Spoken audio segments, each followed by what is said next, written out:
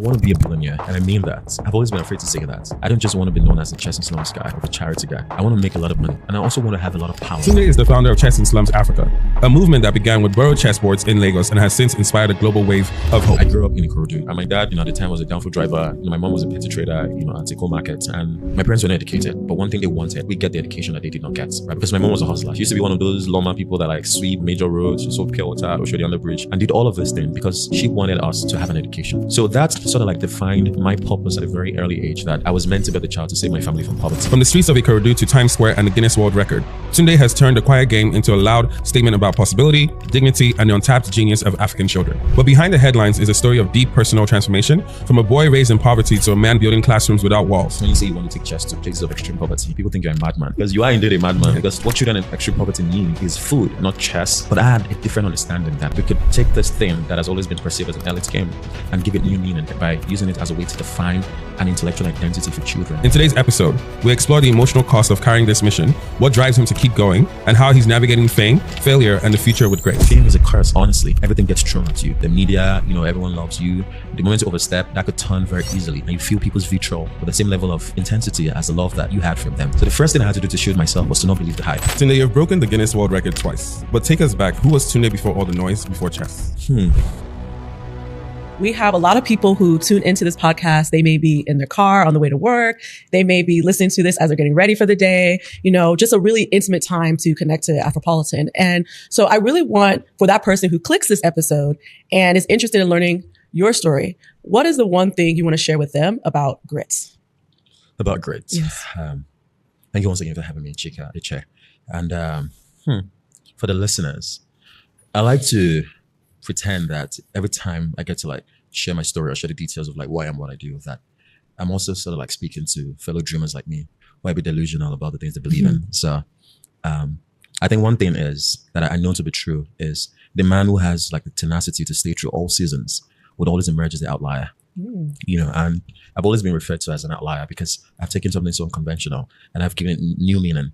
So for the listeners, for the dreamers like me that don't yet know if they can also be outliers, I'd say this, that I've met a lot of outliers and I've met a lot of people who have done pretty remarkable things.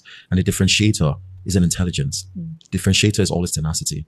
And grit, that staying power to stay with something that you believe in, that is your truth, until the world comes to believe it. So that is what I would say. Stay with something long enough and well enough, and not only will they become prestigious, but they also emerge as an outlier. And what the outlier does is it takes a road less traveled and it blazes a new trail for others to follow. I love it. Tunde, you've broken the Guinness World Record twice, but take us back. Who was Tunde before all the noise, before chess? Before all the noise, before chess? Interestingly, I was sharing some of my throwback pictures yesterday on Twitter. And people couldn't believe it because I think a lot of people came to the knowledge of who Tunde is from the world record. A lot of people. There are a lot of people that don't even have any previous context or the work that I've done with chess and slums in the last 7 years. And there's some people that don't think I live in New York and I'm this chess master guy that's always just breaking world records. But, the real OGs before IG know that, long before any of this happened. And I'll maybe throw it back to 10 years ago. I was this very young, naive kid from Ikorodu who knew very little of the world, but had this one extraordinary skill that he could do better than most people in the world, right? But he also came to the understanding that that skill or that talent could serve him. But then that would be such a selfish way to be ambitious, right? And at a really young age, I found a way to take that talent, that skill, and give it back to the world as a gift. And that has defined my entire journey, and there's this beautiful quote by Rumi that says, as we walk, the road continues to appear, so that boy started off with that thought in mind that he could use his talent and give it back to the world as a gift. And that has defined the very essence of who I am, from, doing chess and slums to doing the very crazy stuff like breaking the world record, and really just finding a way to inspire people with my story and my journey and inspire a world where we can create more belonging for other people. So yes, that is what I was, small boy from Ikorodu with very big dreams that loved to play the piano, and just was very curious about the world. What did you witness or survive that shaped your obsession with purpose? Yoruba people have the saying that Onakoya. It means one road doesn't lead to the market. There are multiple ways to go to the market, or multiple entry points into the market. A lot of things, I believe, have contributed to my becoming. But what I would say is the earliest context is the connection to my own personal story. So I grew up in Ikorodu, and I was born in Lagos in K2, and my dad, at the time was a downfall driver. My mom was a petty trader, at a co-market, and my parents were not educated. But one thing they wanted, and one thing that, my mom was so relentless about was that we get the education that they did not get, right? Because my mom was a hustler. She did everything. She used to be one of those lawman people that like sweep, major roads. She sold pure water or shady on the bridge and did all of these things because she wanted us to have an education, right? There was something that used to cause her so much pain. Whenever she went to like other people's house to like help them with like cleaning their house or washing their clothes, and she would see their own children. And she would say this in Yoruba as well. I'll translate it. Pretty much means that I want you to be able to grow into an adult that can speak amongst his peers. Because she felt like she was denied that. She was brought from the village at a young age into like servitude. And all of the sacrifices for her was just something that she was completely immersed in just to ensure she could give us a future that she didn't have. So that's sort of like defined like my purpose at a very early age, that I was meant to be the child to save my family from poverty. As a first child, as the first one, my family had this huge expectation that they were willing to make all of these painful sacrifices so Tunde could become a doctor. Of course, it didn't pan out that way. But I guess it gave me a reason to understand life from a place of deep pain and also empathy for others, right? And all of this has sort of like informed who I am right now, right? Growing up from a small place and just giving me the privilege to fight for my place in the world, and now deciding to do the same thing for other children like me. I think that is the personal connection, from my own beginning to who I am now becoming. And what was that pain? You just spoke about it and you talk a lot about how you turned that pain into purpose, but what was actually the pain? And do you feel like you still deal with it? It's a lot of things, and I was saying this recently that I hope if I come back to this life, that I hope life is kinder to me. We like to talk about like a lot of like our trauma, childhood trauma that like forges us. And honestly, there's some positive to it because it helps you make it through to the other side, but also leaves a lot of painful scars as well. And those scars are always just there waiting to be triggered. You would think, oh, you came out fine. I think it's something I'm still learning to grapple with, but a particular one was when I was 9 months old. So I felt ill. My mom doesn't remember all the details. There was probably measles or polio. She wasn't exactly sure. And because, there going to the hospital for people like us was a luxury. So it was always local herbs or some local nurse in the community that isn't a nurse, but everyone calls her nurse. So called the person and she injected me wrongly. And that triggered a medical condition called a vascular necrosis, which is basically the death of like blood supply to bone tissue. And I was still so young. So after some time I got better, but then my mom saw that I'd stopped walking completely. Like as a child, I was always very active, but I'd stopped walking completely, and she was alarmed. But then there was no money to go to the hospital, so it just, lingered for a bit. And I think it was then after some time I started walking again. So when I clocked 11, I started to feel a lot of like excruciating pain in my right leg, and this pain it wasn't something that I could explain to others, and it made me start limping a bit on my right leg. And I just lived with the pain because there was nothing we could do about it. There was no money to go to the hospital or see a doctor. So it just became a part of my day-to-day, right? At some point, I'd become numb to it, and that pain was something that made me a very like recluse kid. I didn't like to like join other kids, to do things. So I guess it was probably one of the reasons why I took such a passion to chess, because it was the one game that I could do in solitude, because I was a very shy kid, and because of the pain that I had, I always like avoided trying to do a lot of physical stuff. So that pain sort of like defined like a lot of like what I had to learn on my own, right? Spend a lot of time with myself and my thoughts, right? And I remember when I reached like an inflection point where I needed to decide if I was going to jackman and leave the country or stay back and do this Chess and Slums project. I think the pain was one of the reasons that reminded me that, okay, see, I don't have a lot of years to be strong. Probably end up in a wheelchair. I mean, these were just silly thoughts I had that I was going to dedicate. I was 21 at the time. That I was going to dedicate the strongest years of my youth to fight for something in the world that I really wanted to do. And that was very defining. Without that pain, I mean, I've decided to just leave, and my journey would have taken a much different trajectory, but I'm glad I did. So that is how that pain can be beauty, but in some other sense, it can also be absolute terror. And what does that look like today with you dealing with the pain? Has it completely gone away, or have you had to adjust to it? I eventually had surgery 2 years ago. I had a hip replacement surgery. So that was one of the worst periods of my life, because I couldn't walk for like 4 months. I was in a wheelchair, I was using crutches. I was literally learning to walk again as a child, and I remember then I was terribly depressed because it felt like the world had moved on. I was already getting some momentum with the work, getting recognized. I'd been invited to Oxford. Then all of a sudden, everything just stood still. And I was at home. If I needed to go to the toilet, my mom had to carry me. It was painful. But I think someone told me something then that helped me like reframe what that moment was and what I could do with that pain. It said, see, it's okay for you to be still now. Just let the world move on. Because one day you would move again and the world will stand still for you. Yeah. And it was such a beautiful thing to understand, right? That sometimes it's okay to just be and not constantly do, because it was a time I needed to heal. I needed to spend a lot of time with myself, right? And when it was time for me to move again, when I eventually, dropped the crutches, the world stood still for me in all my moments and all the things I needed to do to inspire the world once more, right? And that really just tells a very important lesson about understanding time and seasons. I mean, now the pain is gone. I'm still healing. The surgery was a very complicated one, and the implant has a lifespan of like maybe 15 to 20 years if you're lucky. Then you have to do a revision surgery. And because I'm still so young, it means I probably have to do it like 2 or 3 times in my lifetime. So that is scary. But then the way I've tried to like make sense of it is, okay, I have 15 to 20 years to be strong. I use this iron, my cyborg hip, then I'm going to be unstoppable and do the best that I can with it. Do you sometimes, and this is just more for my personal question, because I've had to live with some pain this year. And when that pain goes, is there PTSD where you lived so long with the pain, but now the pain is no longer there? How do you navigate, like your mind still thinks about the pain, but physically it might not be there as well? Is there still a little PTSD with that? Like phantom pain? Yeah. That's a good question. And we all find a way to cope. And I guess for me, it's like the pain and the many years of the damage it had done is something that you cannot change, you cannot take back. Surgery can fix things, the doctors can try, but there's also like a lot of like psychological damage that it has done over time.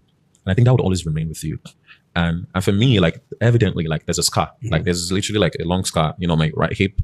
But I guess, that scar really is a reminder that healing is possible, right? In fact, any kind of scar, whether the ones we can see or the ones that are like in here, is always a reminder that healing is possible. A scar is also proof of something that shouldn't be there, and so there are times when something happens that sort of like triggers it, or when I try to do something.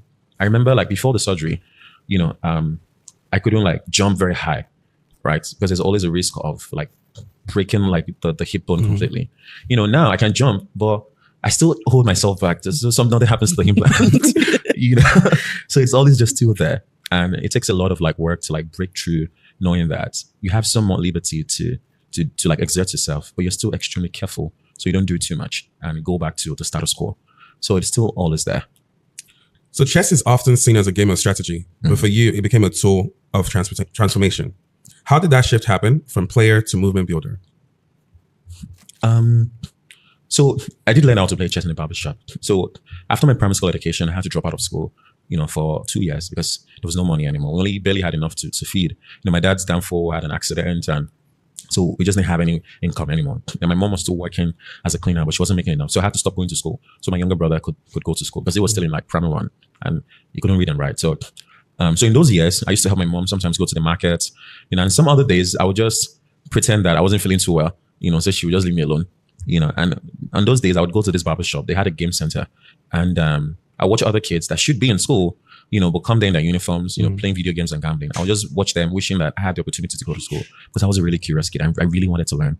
And it was one of those days I saw a chessboard for the first time. The barber was like in one corner playing against himself and reading a book. And I was immediately fascinated by the way the pieces were carved. It was love at first sight for me. I'd never seen anything so beautifully designed. And it was the kind of thing that a child sees that would always want to ask questions like, why does this look like a donkey? What is this? Meanwhile, it's a knight, And I pressed, but it wouldn't teach me. It would instead tell me to watch, And I kept watching. I went back home myself, and because I was a very creative child, I got a cardboard. I drew out the checkered squares, and I got clay and I molded the pieces, and I taught my brother how to play. So that was how my journey of like learning chess started. I eventually went on to college on a scholarship. I represented my school, won multiple gold medals, became a national master. And it wasn't really that chess changed my life as a player. It gave me an opportunity to leave Ikorodu for the first time, to see the world beyond its confines. And that gave me an opportunity to also go to college on scholarship. But then it didn't change my life financially, right? So there was a point where I gave up on it. There were not enough tournaments. I wanted to be a grandmaster, and that meant I had to travel to Europe. And I had to make the painful decision to just give up on those dreams and get a real job. Like my parents, were so worried at the time. And that was when I found purpose. It was in the middle of like letting go of chess completely and trying to survive that I stumbled upon like my purpose, right? And where that evolution happened was me understanding that this talents that I had, like me using it for my own personal glory, wasn't going to take me as far. But if I could take that and I could give it back to the children like me, then it would have so much more meaning behind it. So that was when I had the idea to start teaching chess in schools as a way to help children, find a new way to understand their minds, right? To help them build an intellectual identity, build confidence through ability. And because chess is such like a cerebral game, like a child excelling at chess does wonders for their self-esteem. It did for me, so that was the thought behind it. And I started doing it in schools until it eventually evolved to go into the slums and helping other children like me as well. What's the emotional cost of reinvention when the world wants you to stay who you were? Yeah, and actually, I think it's important to give more context because with this question, I know we have a lot of private conversations. And so I want you to reflect on, you've broken these Guinness World Records and you built this amazing organization called Chess and Slums. How do you go from that to being the brand? Like now you have to reinvent yourself of how you present and how you connect to different people in the world. That's a very good question. And it's one that I'm still figuring out. Like, I wouldn't say that I now have all the answers or have all the required like insights and understanding to make sense of what my life has become. It started out very simply, right? I had a gift, I had a talent, and I wanted to share with other people, right? And which is how I believe our civilization has advanced, because men and women of great talent have found a way of using that, to impact the world, whether it be a product or a service, right? Everything that surrounds us as being like is a product of someone's thoughtfulness, right? Someone's talent, someone's ability to do something that the world now celebrates in some sense. So everything you see is a passion project, and which is why I sort of like thought about my own contribution, with chess as my own like passion project for the world, right? And it started small. Nobody cared about it. Of course, when you say you want to take chess to places of extreme poverty, people think you're a madman because you are indeed a madman. Because what children in extreme poverty need is food, right? Not chess. Chess is an elitist game. But I had like a different understanding that now we could take this thing that has always been perceived as an elite game and give it new meaning, right? By using it as a way to define an intellectual identity for children. Because see, we talk about poverty and our only understanding of it is how maybe they say it's $2 daily, that's a poverty line, people living below $2. But that is not the full story. We all know this, right? The full story is that people are completely removed from systems, right? And the ones that bear the full brunt of poverty, right, are the children. And what it does really is that poverty robs them of their identity before they have their own agency. So they become victims of both their parents' poverty, their environment, malnutrition. Like all of these different factors culminate into like impacting that child so negatively that, they no longer have a place to really function in society. Right. So chess for me was like this disruptive factor. And through 7 years, it helped so many children. But then after my surgery, I had to start thinking about my life a bit differently. Right. Because I felt like I'd given so many years of my life to service. I had completely neglected myself, my health, and even my own pursuits, right? I had sacrificed all of it on the altar of like, helping the children doing. And it was in those months that I couldn't walk, that I was learning to walk again, that I realized that I didn't have any sort of personality outside the work that I did with the children, any sort of ambition, right? Outside that. So that was when I started like recondition my mind to like also do something for myself, right? And sometimes it may be okay to be selfish, right? Because it helps you expand the depths of what you can draw from. You're not going to draw from an empty well, right? And that was when I started to play chess again. I went to Germany. The video of me playing 10 people went viral. I went to America for the first time. I started traveling, and all of it culminated into me breaking the world record and inspiring millions of people around the world. And that created a crisis of identity. And to answer your question, it put me into this terrible situation where I had become famous, and it felt like I now have the privilege to carry the weight of both ends of the spectrum, being able to like teach the children in the slums and now dining with people that I used to regard as celebrities that have now become friends and colleagues. All of a sudden, everyone wanted to be my friend. Everyone wanted to invite me to this. People were inviting me to like conferences all around the world to speak and to do all of these things. And it just felt like all of a sudden I was ushered into this different life, and I struggled. In fact, I made a lot of mistakes because the real challenge was trying to reconcile, like my heart with my mind. My mind was, Tunde, man, you need to capitalize on this 15 seconds of fame, make some money, do all these brand deals, this. At the same time, my heart was with the children. And now, in the last 1 year, I've been to like 14 countries, and I wasn't spending as much time with the work that I cared so deeply about anymore. In fact, I felt so completely disconnected from it, right? So it felt like what I wanted to do, like separating my identity from like the work that I do, had become both a blessing and a curse. Now I couldn't go to a lot of places publicly without people like soft mobbing me for a picture and all of this. And I was just thrown into absolute chaos.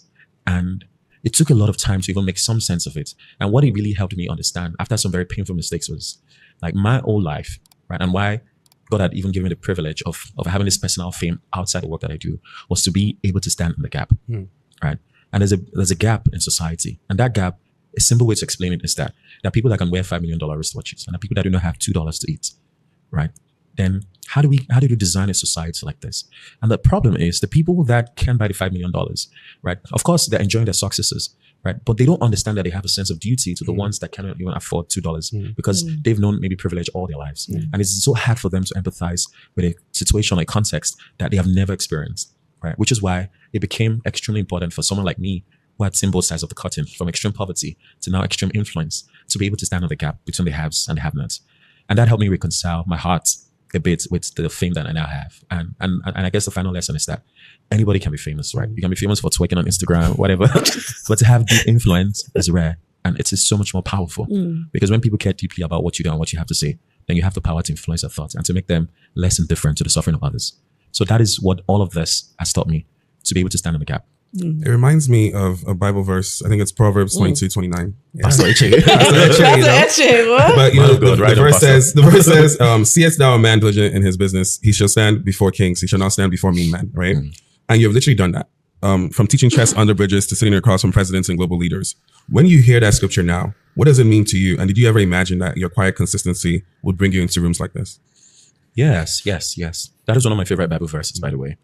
You know, another one that I've also like come to really lean into recently is Isaiah 45, where he talked about King Cyrus and how like he liberated God's people and gave them the resource that they needed to go and rebuild, you know, God's temple.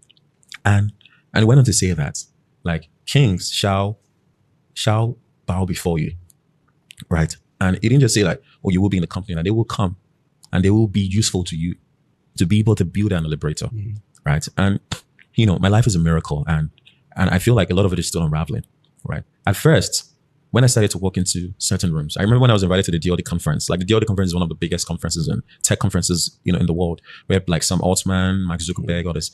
And I was invited to give the keynote speech at the conference. And first of all, I'm not even a tech person. And they invited me to come and talk about the future of Africa and raising a new generation of thinkers, right? And literally the person that was sitting next to me at the dinner that we had before the conference was like the CEO of TikTok and like all these people, the VP at Google. And I just felt out of place. And I started to really question myself that